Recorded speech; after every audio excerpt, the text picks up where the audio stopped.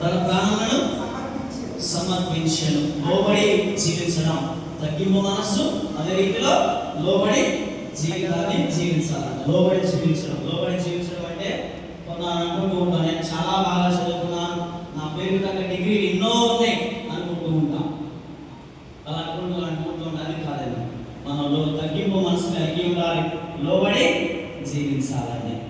మరి అది ఈనాడు వాక్యాల యొక్క సారాంశాన్ని దేవుడు మనకి ఇస్తున్నాడు.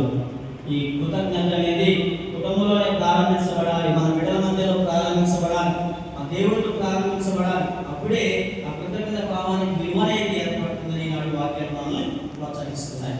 కనుక ప్రియ సహోదరి సహోదరుల, ఏ రీతిలో ఇక నామాన్ని వెళ్ళి దేవునికి ఆ యొక్క ప్రవక్తకు తాను అర్పించుకున్నాడు, అదే రీతిలో 10 మంది పురుషులు ఒక వ్యక్తి వచ్చి కృతజ్ఞత భావాన్ని దేవుడికి చూపించాలి. అదే రీతి మనం ప్రతి నిత్యము కూడా మన కుటుంబంలో జరిగిన ప్రతి ఒక్క పనిలో, ప్రతి ఒక్క కార్యంలో, ప్రతి ఒక్క సమస్యలో కూడా కృతజ్ఞత భావాన్ని కలిగి ఉన్నాం. ముఖ్యంగా దేవాలయానికి మనం ఎంతో రుణపడి ఉంటాం.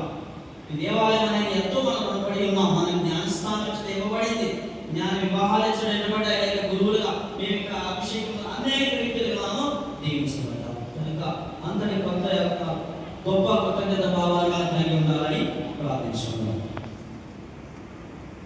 లేచి నిలబడి విశ్వాస ప్రమాణం. పరలోకంలో